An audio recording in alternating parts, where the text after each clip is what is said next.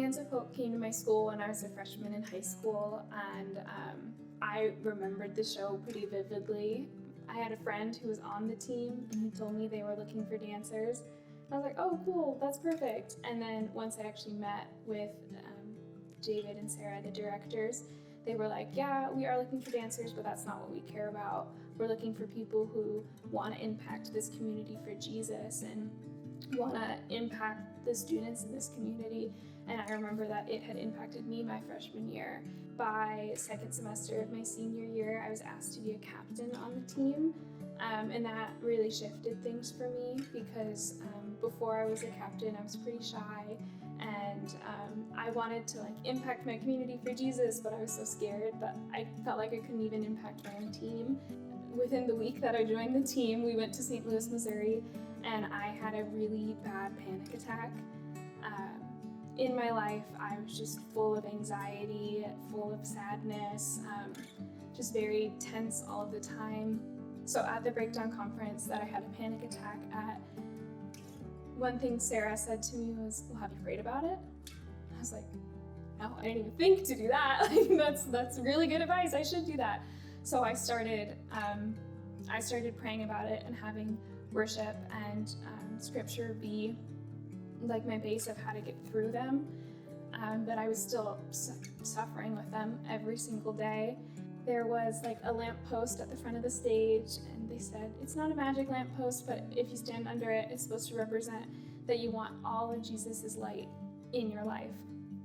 And in that moment, we were singing a worship song, and I looked down, and at my hands, I just saw these handcuffs that were unlocked, but they were just sitting on my hands.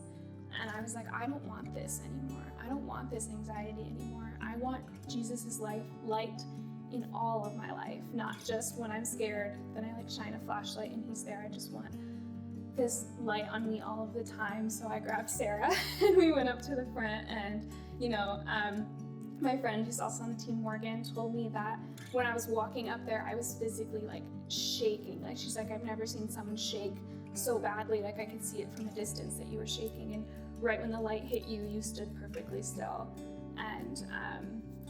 And in that moment, I just was freed from my paranoid thoughts. And it's been over a year, and I still haven't had any. Experiencing that freedom changed my life. It made me want to strive for Jesus more. It made me want to impact the community more. It gave me more empathy for the people around me. And as I continue to serve on the Hands of Hope prevention team, I really just desire that freedom for other people.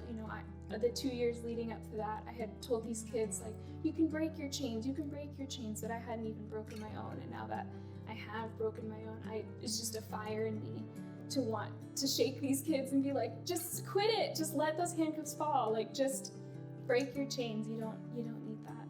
I think the prevention program is the start, and it's the seed.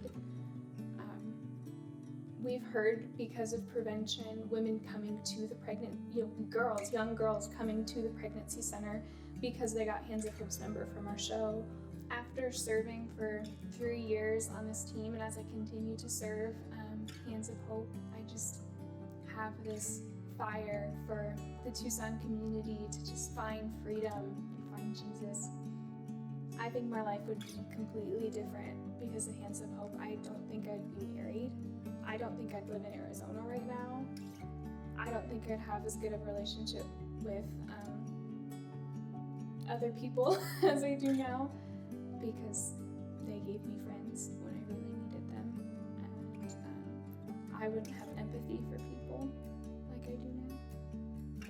I feel like most of my life I've lived in a season where it feels like it's nighttime, and ever since I've joined Hands of Hope, I feel like the sun started rising, and I feel like it's daytime, and I feel like I'm starting to grow and to flourish.